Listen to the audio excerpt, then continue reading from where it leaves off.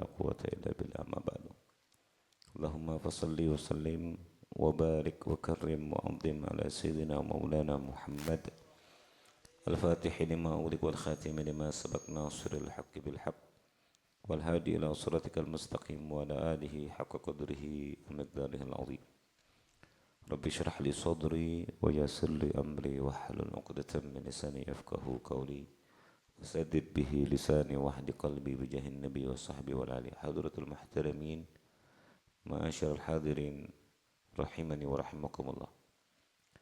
Wabil khusus yang sama kita cintai dan kita muliakan guru kita bersama Al-Habib Abdurrahman bin Toha Al-Habsyi, juga Al-Habib Faiz bin Segab bin Syihab yang mungkin berhalangan hadir, juga tamu kita yang barusan menyampaikan mau'idhah hasanahnya Syed Muhammad Lutfi bin Mustafa bin Yahya.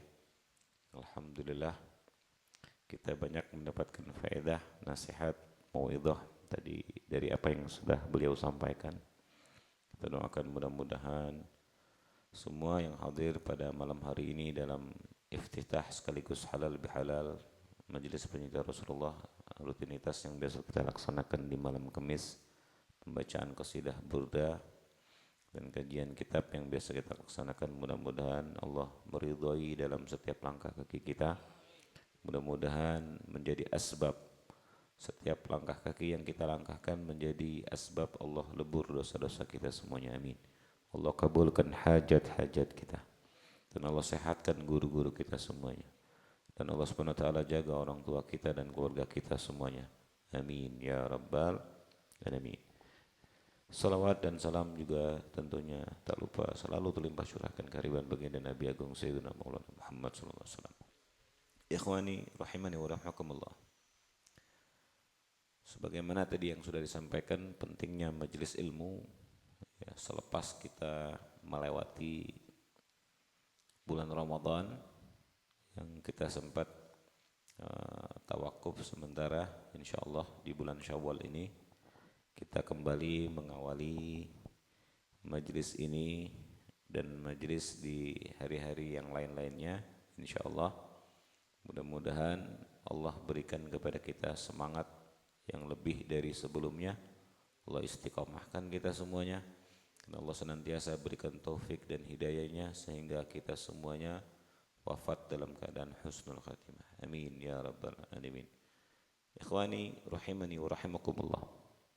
Tadi sudah disampaikan oleh Syed Muhammad Lutfi bin Yahya yang begitu luar biasa tentang fadilah majlis duduknya kita di tempat ini. Ya tentunya kama alimtum, sebagaimana antum ketahui, duduk di majelis ini pahalanya begitu luar biasa.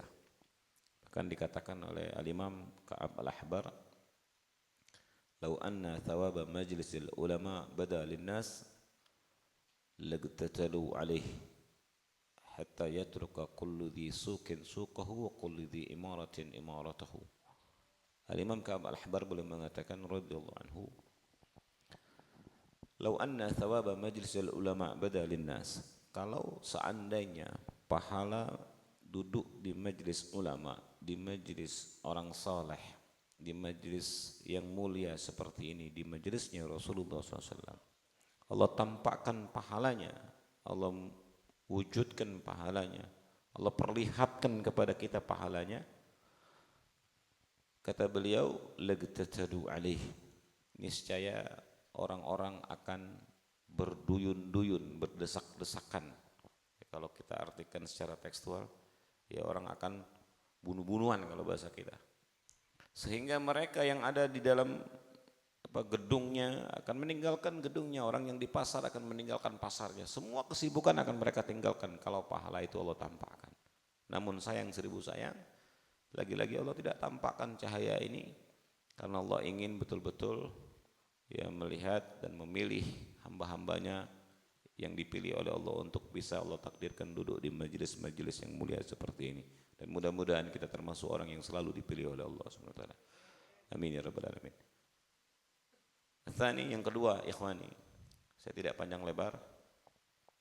Sebelum tadi yang sudah sampaikan semua, saya lupa ya, uhanni'ukum, taqabbalallahu minna wa minkum siyamana wa siyamakum minal aidin wal faizin kullu am wa antum bi khair. Ya, mohon maaf lahir dan batin karena kita mengawali majlis di malam hari ini selepas dari Syawal, dari Ramadan. Ya, mudah-mudahan Allah terima semua ibadah puasa kita. Mudah-mudahan Allah jadikan puasa kita yang termasuk min ahlil qabul bisyam wal qiyam. Amin ya rabbal alamin.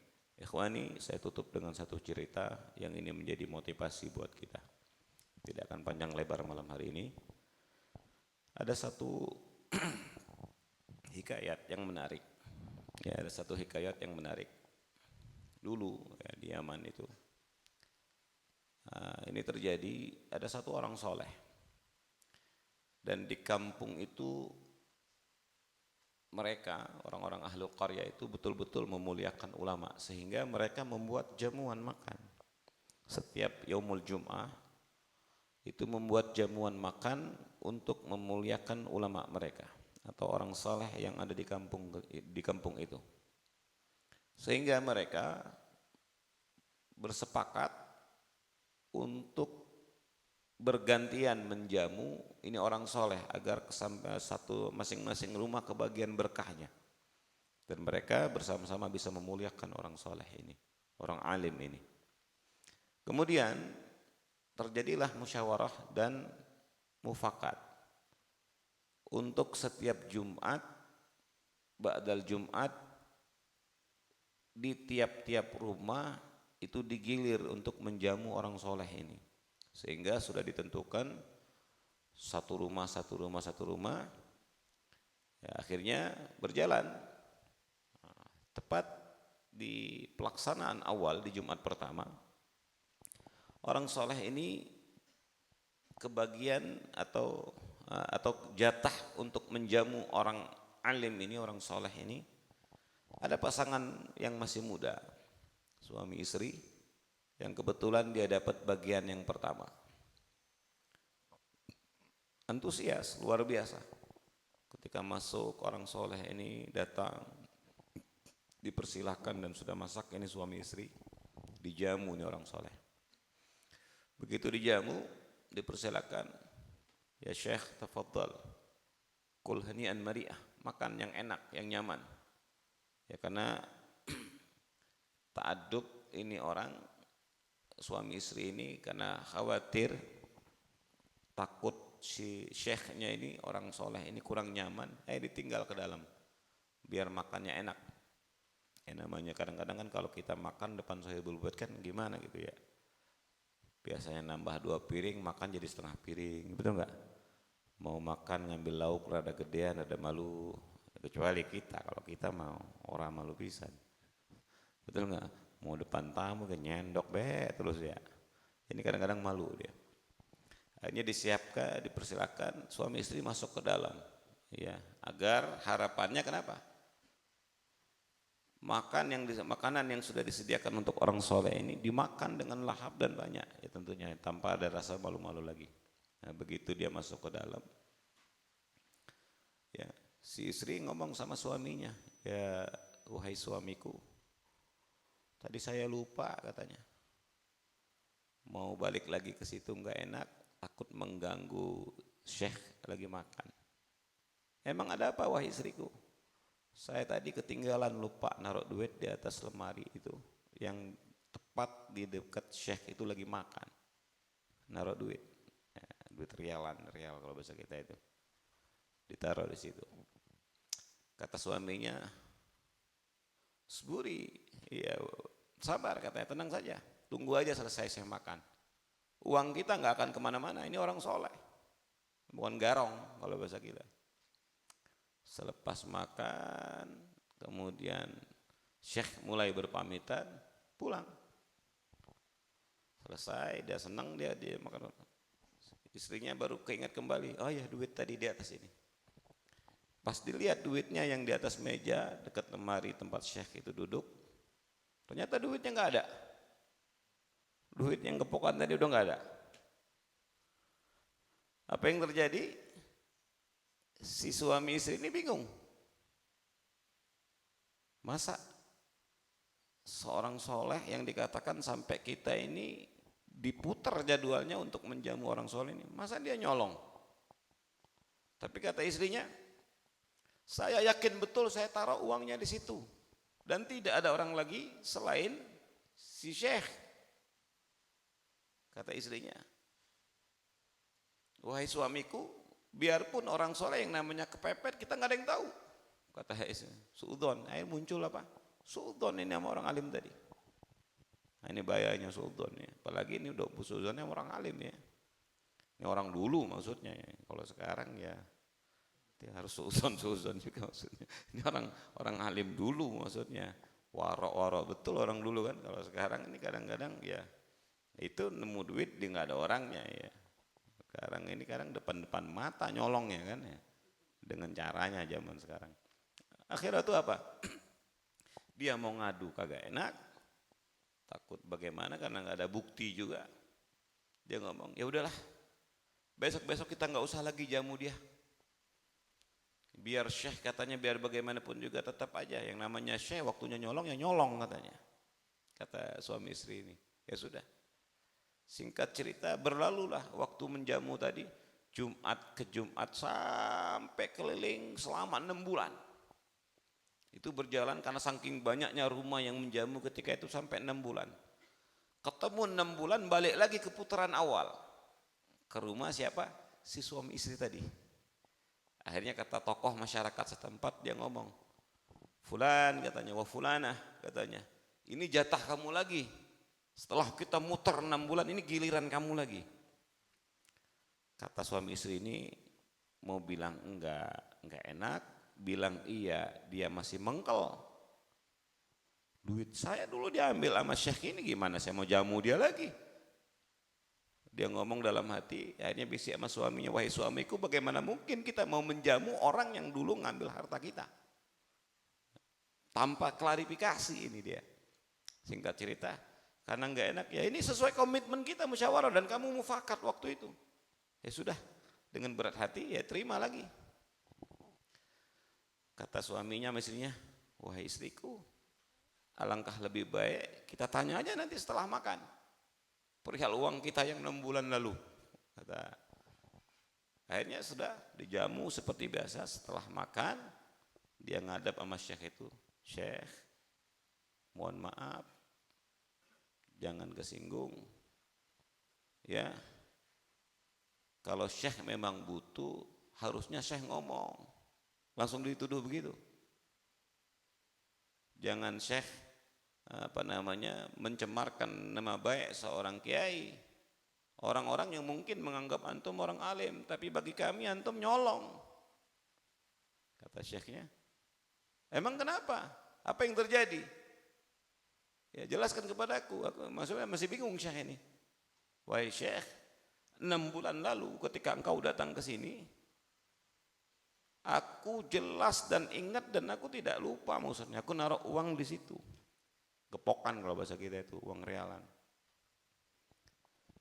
Begitu kamu datang ke rumah kami karena tidak ada tamu selain kamu, wahai syekh, uang kami hilang. Saya pun sempat tidak berani berpikir demikian. Tapi apa yang terjadi?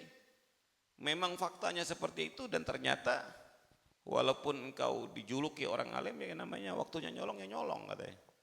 Alangkah bagusnya kalau kamu ngomong kepada kami izin, butuh apapun, kami akan memberi dengan senang hati tanpa kamu harus mencuri katanya. Singkat cerita kata syekh ini, dia tertunduk, langsung nangis, neteskan air mata, dituduh nyolong tadi nangis. Tuh kata istrinya, bang, bener kan bang? Maling ini. Nangis, dia suudon. Tuh bang, nangis dia kan? Apa kata saya juga? Pasti dia maling. Ya udah kiai nggak apa-apa, udah kami maafkan. Yang lalu biar berlalu, kami udah ridho wahai kiai. Kata kiainya, bukan. Saya nangis bukan karena saya mengambil uang kamu, kata kiai. Lah terus kenapa kiai nangis? Justru saya ini nangis karena saya merasa gagal jadi ulama di kampung ini. Tidak seperti yang digaung-gaungkan oleh orang, saya berdakwah ke sono ke sini sampai setiap rumah menerima saya. Ternyata detik ini saat ini saya merasa gagal katanya. Saya tidak mencuri uang kamu, justru saya merasa gagal. Karena sampai detik ini saya tidak bisa mengajarkan kepada masyarakat ini di tempat ini untuk mereka yulazimun al-Quran, untuk mereka melazimkan Al-Quran. Mereka tidak bisa menjadikan Al-Quran sebagai sahabat dalam setiap waktu mereka.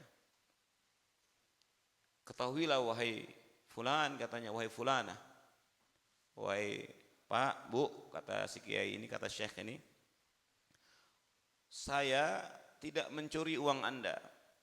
Jadi saya memang melihat uang itu ketika saya bertamu pertama kali 6 bulan yang lalu, dan itu menjadi alasan kenapa saya menangis, karena waktu itu saya melihat ketika saya makan, di samping saya ada jendela, uang itu berterbangan, terbang ditiup angin, sehingga saya takut ini uang hilang.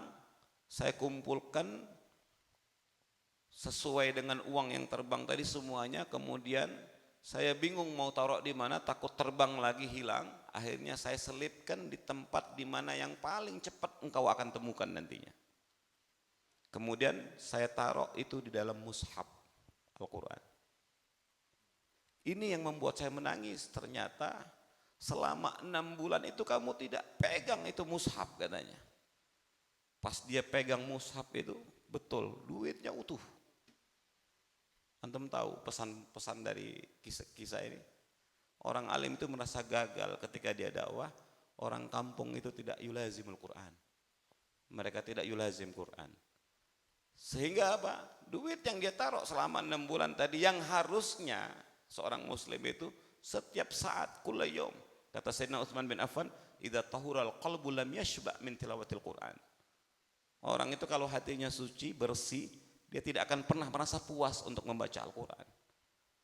Nah, bayangkan mushaf itu tidak disentuh selama 6 bulan, sehingga uang yang ditaruh oleh kiai tadi tidak ketemu. Coba kalau dia langsung hari itu selepas sholat megang mushaf, duitnya ketemu, tanpa harus suudzon sama ulama tadi. Paham tuh? Ada kisah ini. Nah, ini maksud saya itu kisah ini ya sederhana, tapi tamparan keras buat kita ini. Apakah mushaf yang waktu Ramadan kita pegang, kita khotamkan, apa Syawal ini kita pegang lagi, apa sudah mungkin setelah 1 Syawal sampai hari ini 15-16 Syawal kita nggak megang mushaf. Jangan sampai 6 bulan, ikhwan. Ya. Jangan sampai 6 bulan. Ini 15 hari udah parah kita ini. Ini 16 hari udah parah. Jangan sampai 6 bulan, ikhwan. Na'udzubillah min dzalik. Ya, mudah-mudahan di momentum Syawal ini saya ucapkan sekali lagi minal aidin wal faizin, kullu am wa antum bikhair. Ya, mudah-mudahan kita kembali diberikan istiqomah. Allah Subhanahu wa taala jadikan kita selalu mulazim kepada Al-Qur'an, dan mudah-mudahan Allah wafatkan kita termasuk min ahlil Qur'an. Amin ya rabbal alamin. Hadanallahu wa iyyakum ila siratal mustaqim. Waalaikumsalam warahmatullahi wabarakatuh.